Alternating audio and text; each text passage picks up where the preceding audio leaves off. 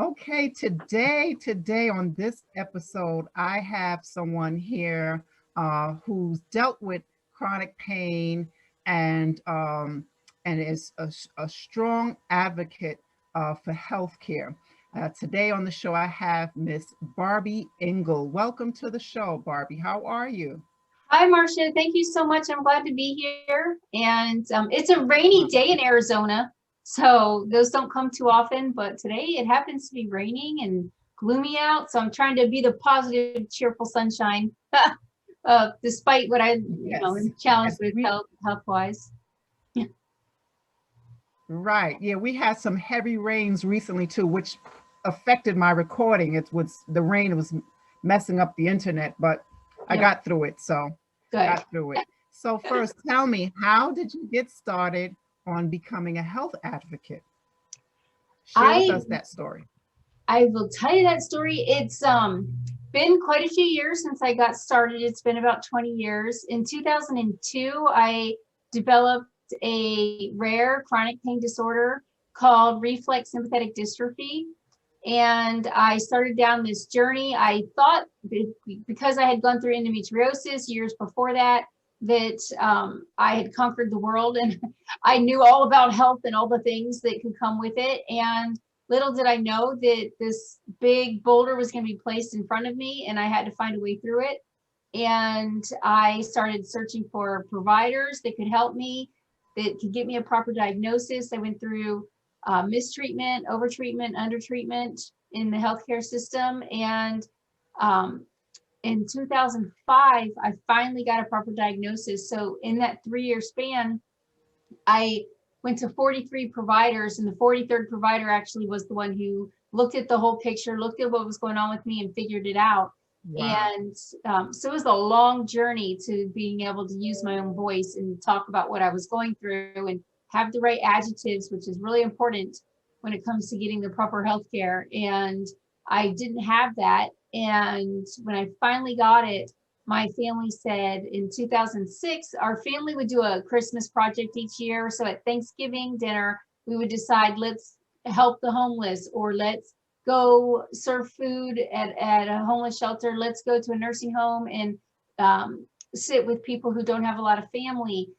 Every year would be a different project. Some years we wrap Christmas presents. And in 2006, the year after I got diagnosed, my brother suggested that we start a foundation to help other people. Well, he said, let's just help other people like Barbie that are going through those challenges. And my dad said, well, if we're going to do that, we got to do it right. So it's not just going to be a 1-year project. It's going to be ongoing. Mm-hmm. And it grew from there. And with my family's help, we started a foundation. And now we are working in 14 countries around the world. And my voice grew and my abilities to advocate for myself to get the care I need improved. And then I shared those tools with other people so that they could get the help that they needed. That is wonderful. That is truly amazing. And first of all, tell us, what is the name of the foundation? Oh, yes. So it started off as Power of Pain Foundation, and because pain made me a better person. But Mm-hmm. we actually changed the name in 2015 because people would always say, well, tell me your origin story, and which is a good story, but it wasn't about helping other people. And so we changed the name to International Pain Foundation, and we call it iPain for short, like an iPhone, but we're iPain. Right. And and so that's the name that we go by now. And we're helping people all over the world. So it only made sense to get past the how did your name come about and dive into let's help people. And it just helped us with the foundation to springboard into a different conversation than I do when I share my personal story and journey. Right. Interesting. I love that. And I like that eye pain. I like that. Also, can you tell us the diagnosis that you received? Many people may not know. Tell us a little bit about that and some of the symptoms that you had. Tell us about that. The condition is called reflex sympathetic dystrophy, RSD. And there's a similar, it's not similar, but a similar name, RSV, which Right. is something that children get, and it's a vascular disorder. Reflex is anything in your body that's automatic. It goes haywire. So my heart, my lungs, swallowing, digestion. Sympathetic is nervous system. It feels like someone put lighter fluid into my veins and caught me on fire. And dystrophy is loss of muscle and bone. So I spent almost 7 years in a wheelchair until I finally found treatments that worked for me that helped me get walking again. Wow. Yeah, Oh, I did not know that part of your story. yeah. So Wow, 7 years in a 7 years. Oh my wheelchair. gosh. It was a very, very tough time. If I wasn't in the wheelchair doing something, I was in bedbound most of the time. It's extremely exhausting. I go through proprioception, which is balance and coordination challenges, still even in remission. I have migraines. I have skin discoloration, dystonia, where my body locks up. Some people, when they have this condition, it's regional, so they call that complex regional pain syndrome. And the name has changed over 20 times since the Civil War, because every new doctor, it's a rare disease, so every new doctor thinks he or she found something new. Right. And it's an odd collection of symptoms like skin discoloration, rashes, ulcers, um, uh, trouble with digestion, trouble with ischemia in the heart, blood flow issues, muscle and bone loss. There's so many different things that so many different specialists get involved, and they each know their particular area of interest, and that's about all they know. So they don't see the big picture when someone with a rare disease walks in, and it affects so many different parts of our life and our body. Wow. And you was able to find one doctor, like you said, to look at the whole picture. Yeah. Tell us more about that, because I'm interested to know as well. And I'm sure our audience would like to know too.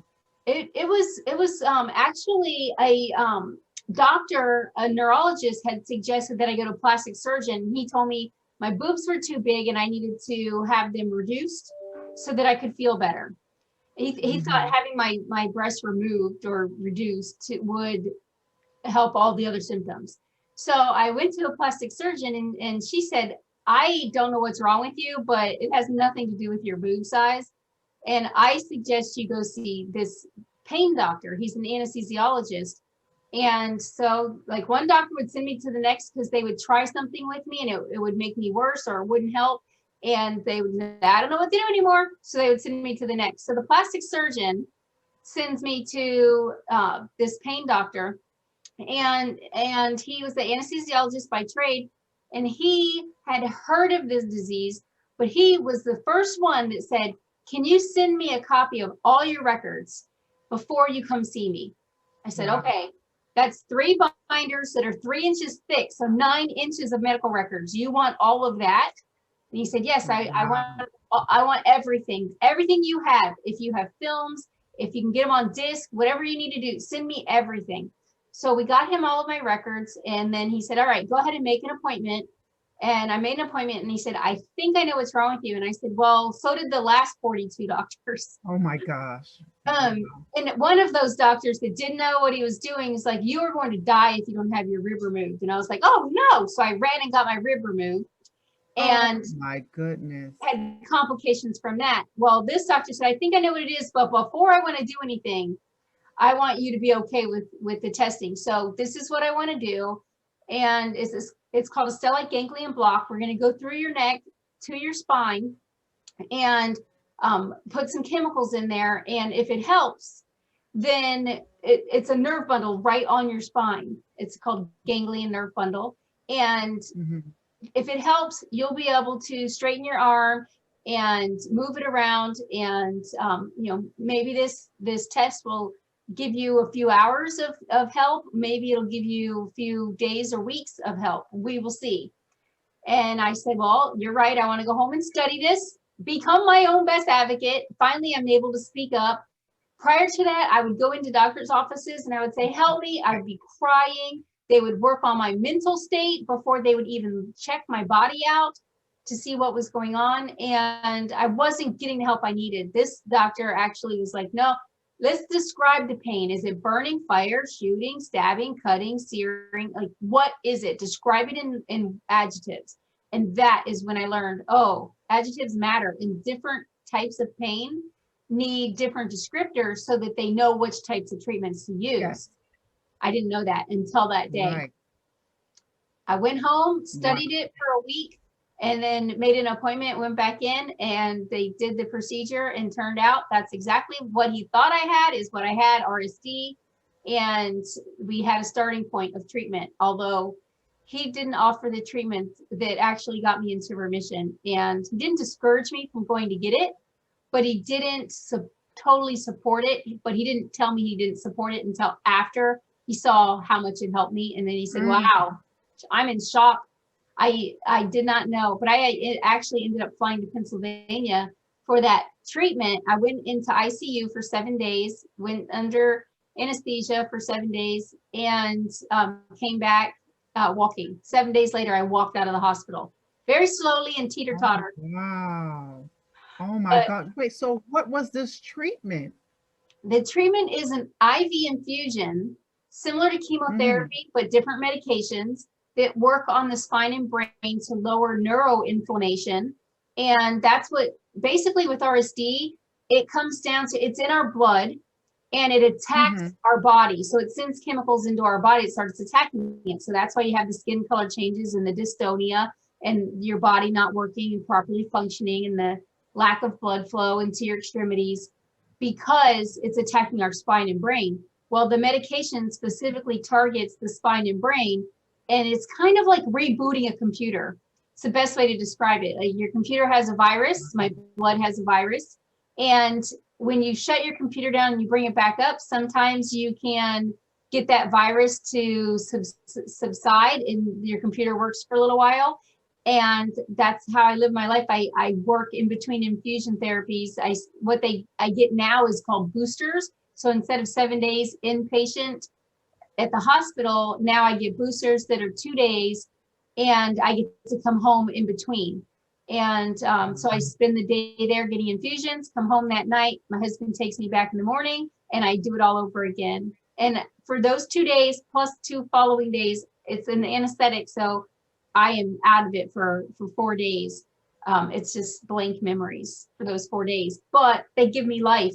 They keep me walking and talking and living. Right, right. Oh my gosh, that is really something. That is really amazing. Wow. Thank you for sharing that.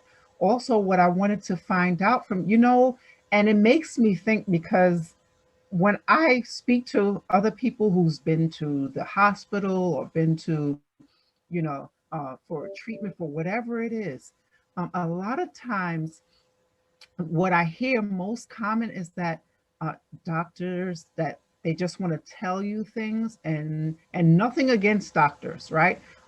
But they don't listen. They only you know how you feel in your body. Only you can describe it using those adjectives, right? And but no one knows how you are actually feeling unless they've actually experienced it themselves. And what I'm finding is that a lot of doctors, because they're basing it on their knowledge, just want to tell you what you should do, rather than, like this doctor, that is looking at the whole picture and really listening to what the patient has to say. And that is very important, listening to what the patient has to say and trying to understand what's really going on, instead of just saying, okay, well, do this, get a rib removed, or, get your breast removed. I mean, that is just insane. It is insane.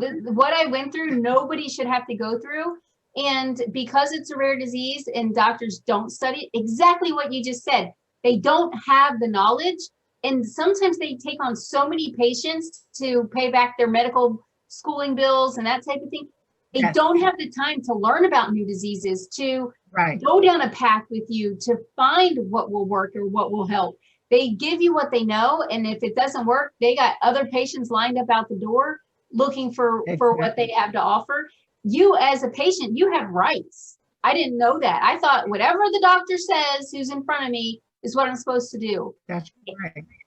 And that's not the case. You have to stand up for yourself. You have to become your own best advocate, and you have to be responsible. You like exactly like you said, Marsha, what you go through on a daily basis, they don't know. And I've had doctors say, oh, don't go to Dr. Google. Don't Google that. Well, it's my responsibility to learn about what I'm going through. So I'm going to Google it. I'm going to look up medical information and clinical trials and scientific information so that I can learn and know and understand what I'm going through and better share it with my providers to get the help and the tools that I need. Use your providers as a tool instead of as the That's right. center of your care team. You become the center and then you get the care you need. That's right. That is well said. Definitely. I mean, I love that. More people need to be aware of that, that yes, they do need to be their own self-care advocate. And what they need to do is research. I don't care what the doctor said, or as far as not to Google, not to, you have to find a way to get the resources on your own and ask questions. And if you don't like it, that's why we get to get a second and third opinion, because it's not just what one doctor says is correct, because as we can see that sometimes they are incorrect. They make mistakes too. They're human.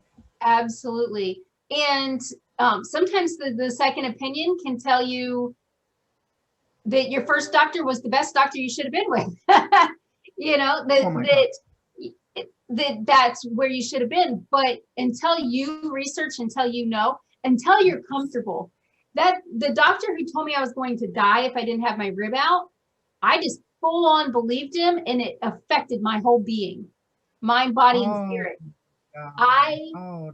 Terrible. I should have stopped. I should have researched. I should have looked. I should have asked questions. And I didn't, and it made me worse. It gave me 5 lung collapses. I had a near-death experience in there and had emergency lung surgery. It really affected my life, and I should have stopped. If you are facing something, don't go through with it until you are comfortable with what could be, and not just the now, but how will going through this now, it might help me for a day or two, like a chronic, like a chiropractic adjustment, but it might help you or hurt you down the line. You have to pay attention to whatever it is and be comfortable with, if I do this, what does my future look like? Am I going to be in a wheelchair longer? Is it going to cause my arm not to work further? Is it going to cause my legs to curl up? Like, what is this going to do to me long term? And am I okay with that? And you need to be okay with it before you go through with it. Yes, yes, definitely some great advice. And someone who's actually been through it and lived through it, and to be able to tell the story, that is truly amazing. I can't even imagine even going through some of the things that you've experienced. It's just a blessing that you're still here, you know, because it can put someone into a real slump of depression where they may have wanted to just say, I just don't want to live anymore.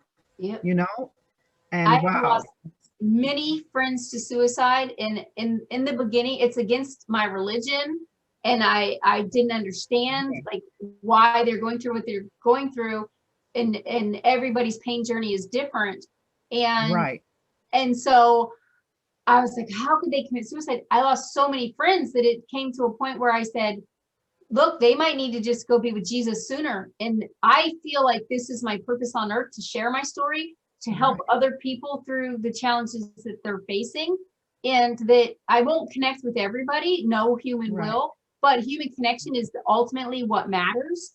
And I am here on earth to help people. And that has gotten me through the depression and anxiety that comes with living with a rare and chronic disease. Yes. And you know what? And, you know, for some people, it's they, you know, like when we say, well, I don't understand how someone can do that. We don't know, because we're not in their shoes, and we are not feeling the pain that they are feeling at that moment. So that's why we can't look at someone else and judge. We just have to just be there for them, support them on where they are, and meet them where they are, so to speak, you know? And so it's just amazing and a blessing that you're still here. That's just wonderful. It really is. And God gave us each a purpose in life. I believe that God gave us a purpose in life, and maybe their purpose had been fulfilled, and that's how He already knew what was going to happen. He loves you unconditionally, and if that's what your path is, it's sad for us who stay on earth and are continuing to live here on earth. But you know, I understand why some people make that decision now, although I find it quite sad. It is. It is. And another thing I wanted to find out from you, as well as I'm sure people would like to know, what are some suggestions that you can give for people who are dealing with some type of chronic pain? You know, what advice would you give them? What things can they take? What can they do? Tell us about that. I would say there's four big things. One, first, know your condition, learn about it, study it, read the research that's coming down the pipeline, find out what's happening, and educate your doctors. Get a team around you. That would be number two. Get a team of providers around you and be the leader of your team so that you can get the best healthcare and get access to proper and timely care that's efficient and effective for you. Three would be reach out and seek out help. Don't be afraid to ask for help. That person you ask might or might not be able to help you, but it's a starting point, and it's something that they can say, well, I can't do that, but I could do this.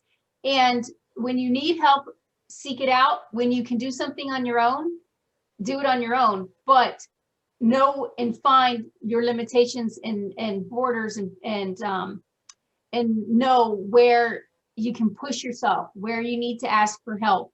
It's a really fine balance, and but it helps you continue to live. And so use the help as a tool to increase your daily living and what you can do. And then fourth is create an oasis. For me, I spent a lot of years in bed. On my nightstand, I would have all the tools that I needed, and you know, switching from things like heavy plates that normal people eat on when we eat dinner, Right. to paper plates. So because I was dropping so many plates, paper plates are lighter. You don't have to do the dishes. It was helpful for me to switch to a paper plate or even a napkin sometimes. That, oh, this doesn't need a solid or a plate. It could be held by a napkin and I can eat off the napkin. I also switched to drinking straws. So because I have vertigo and dizziness, proprioception issues with balance and coordination, I switched to using straws so I didn't have to tip my head back when I drank. Oh, And when you do that, when you tip your head back, it cuts off your blood flow to your brain. Your flow of blood goes from your spine to your brain constantly, and it replenishes as needed in a typical person. When you tip your neck back, even to drink for short periods, it cuts off that blood flow to your brain. If you're already having circulatory problems like I am, it just adds to it even more. So something as simple as, for me, a drinking straw. For you, it might be riding with pillows and blankets in the car, so that you can get more comfortable, getting softer clothing. Create that oasis around you so that you can have more energy pennies to spend. And a healthy person, they get unlimited pennies. They don't have to think about how they're spending their energy pennies. With a person who lives with a chronic or rare disease, you only get 12 pennies a day. Decide how you're going to spend those pennies and that will help you get organized and plan your structure, your day. And when you can set that expectation with your caregivers, which was step number 3, and ask for help, you can save some of those energy pennies for the things that you really need to get done, and you can live more life because you're organized and you've set the expectation with what type of help you need so that you can spread your energy pennies throughout the day to live a better life. yes. Thank you for sharing that. That was so insightful. Thank you. And what are there any upcoming projects that's happening through your organization? Any upcoming things, events that's happening, or any final thoughts that you would like to share with our guests? Sure. Well, International Pain Foundation has upcoming I Give a Care Run, Walk, Roll. And we actually have people that participate by dancing or rollerblading or rolling in their wheelchair, whatever it takes to participate. We love to have everybody who does participate, and it's open to anybody to join, and whether you're able-bodied or disabled. And we also have the International Pain Summit, which takes place in November 11th through the 13th. And this year we had a donor come forward and pay for everybody's registration fees. So if you register for the conference, it is free. It's virtual online, and you can go to our website and register for that conference and attend for free. It's 3 days packed full of education and also a little bit of fun each day to get us through. And Right. it's on a variety of diseases and topics and tips and tools and resources for patients, caregivers, and medical providers to get the information that they need so that we can all get the help that we need. That's wonderful. And you have to be sure to send me the link so I can make sure we have that link in the description as Awesome. well. Will do. Thank you so much, Barbie. I really enjoyed speaking with you. And, I mean, your story is just really amazing. I mean, you've been through so much and you're still here. And, the thing behind that is that that hard journey that you experienced and, and still dealing with being able to manage what you're going through right now, and to be able to see the positive of that. And what did that do to propel you to become this advocate, and to be that person to support others based on your own personal journey. And that's how I got started as well. I thank you so much. I'm wishing you continued health and success in your business, your nonprofit, everything. Thank you so much, Barbie. It was great Oh, speaking. thank you. I appreciate that you gave me the time and the voice to share, and I hope your listeners got something out of this. I think that they will. And thank you for everything that you do. And if you're listening, please go give Marsha a rating and let her know how awesome she is in her coaching for health and for everything that she's doing with this podcast. Give her a high 5-star rating right now. Go do it. Oh, thank you. Thank you so much, Barbie. Thank you. You're welcome.